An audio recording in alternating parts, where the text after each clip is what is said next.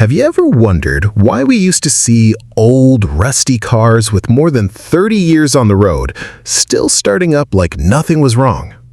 Meanwhile, today, many modern cars are packed with sensors, computers, and technology, but they can fail because of a small hose, an electronic valve, or a cheap sensor. Sounds crazy, right? It is almost like old engines were strong, old ranchmen, and modern engines are fast athletes but very delicate. Today, I'm going to explain why many old engines were tougher, what made them better in certain ways, what advantages modern engines have, and why the automotive industry moved toward engines that sometimes feel more fragile.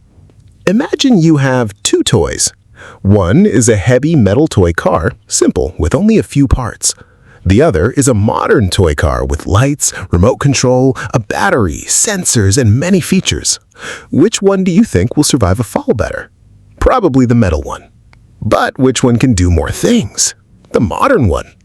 Well, engines are kind of the same. Old engines were much simpler. They had fewer sensors, fewer wires, fewer electronic modules, and fewer delicate parts. Many of them used a carburetor, a mechanical distributor, a simple fuel pump, and basic electrical systems. If something failed, a mechanic could diagnose it with simple tools, a screwdriver, a test light, a basic multimeter, and a lot of experience. A modern engine, on the other hand, can have a MAP sensor, oxygen sensors, electronic throttle body, high-pressure injectors, turbo, VVT valve, EGR system, catalytic converters, a computer, modules, and diagnostic systems. All of that helps the engine work better, pollute less, and use less fuel. But it also means there are more things that can fail. One of the biggest reasons old engines lasted so long is because they were overbuilt. That means many parts were bigger, heavier, and stronger than they technically needed to be. Engine blocks were made of cast iron, connecting rods were strong, crankshafts were thick, and cylinder heads were not pushed to the limit. It was like building a house with huge columns, even if the house did not really need them. Maybe it was heavier, maybe it was not very efficient, but it could take a lot of abuse. Modern engines, on the other hand, are designed to be lightweight. They use more aluminum, thinner parts, engineered plastics, lighter covers, and compact components. This helps reduce weight, improve fuel economy, and meet emissions regulations. But when everything is lighter and compact, there's also less room for abuse. Another important point is the power. Back then, a large engine produced relatively low power. For example, an old V8 engine could be physically big, but it didn't always make crazy horsepower. It worked relaxed, like an older man walking calmly down the street. Today, a small 1.4, 1.5, or 2.0-liter turbo engine can make the kind of power that used to require a much larger engine. That's impressive, but it also means more pressure, more heat, and more stress inside the engine. It's like asking a kid to carry an adult's backpack. He may be able to do it for a while if he's prepared, but he's working much harder. Old engines also usually worked with lower internal pressure. They didn't have as many turbos, they didn't have high-pressure direct injection, and they were not as restricted by emissions regulations. Their tolerances were wider. That allowed them to survive with oil that wasn't perfect, lower quality fuel, or maintenance that was not done exactly on time. Modern engines need more precise maintenance. The right oil, the right filter, and the right service interval. If the manufacturer asks for 0W20, 5W30, or a specific oil standard, it's not just for fun. It's because the oil passages, oil pump, VVT actuators, turbochargers, and timing chains are designed to work with that exact viscosity and quality. Back then, if someone went a little over the oil change interval, many engines would forgive it. Today, in some modern engines, delaying maintenance can clog oil passages, damage turbos, affect VVT solenoids, create sludge, and cause expensive failures. But pay attention, that doesn't mean all modern engines are bad. In fact, modern engines have huge advantages. They are more efficient, use less fuel, pollute less, start better in cold weather, make more power with smaller displacement, and can be diagnosed with a scanner.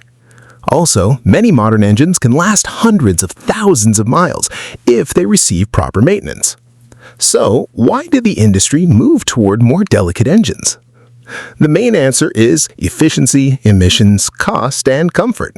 Governments started demanding cars that polluted less. Customers wanted cars that used less fuel, were faster, quieter, and more comfortable.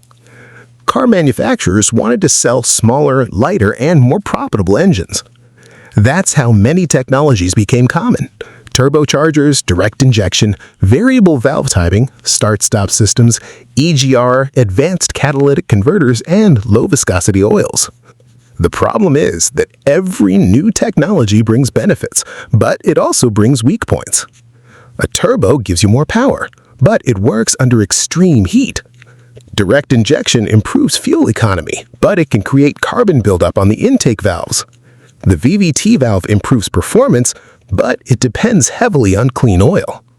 Plastic parts reduce weight and cost, but heat dries them out and makes them break.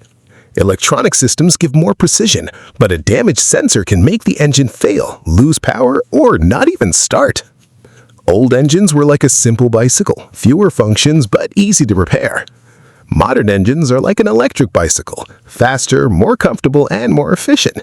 But if the battery, controller, or a sensor fails, it's no longer so easy to fix on the side of the road.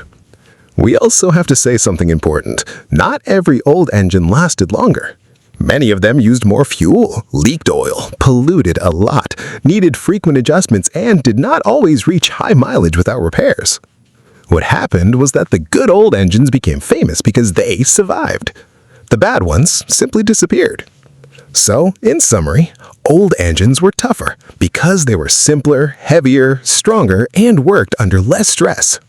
Modern engines are more efficient, more powerful, and cleaner, but they also work with more pressure, more temperature, more electronics, and less margin for error. So, if you have a modern car, don't treat it like an old engine. Use the correct oil, replace filters on time, check the cooling system, don't ignore the check engine light, and don't let a small problem turn into a major repair. Because at the end of the day, it's not about saying old engines were perfect or modern engines are bad. It's about understanding that engines used to be built to tolerate more abuse, and today they're built to be more efficient. If you enjoyed this explanation and want to keep learning mechanics in a simple way, like we're talking inside the shop, subscribe to the channel, turn on the notification bell, and tell me in the comments which engine you think is the toughest engine ever built. Because in the next video, we can talk about those engines that seem almost indestructible.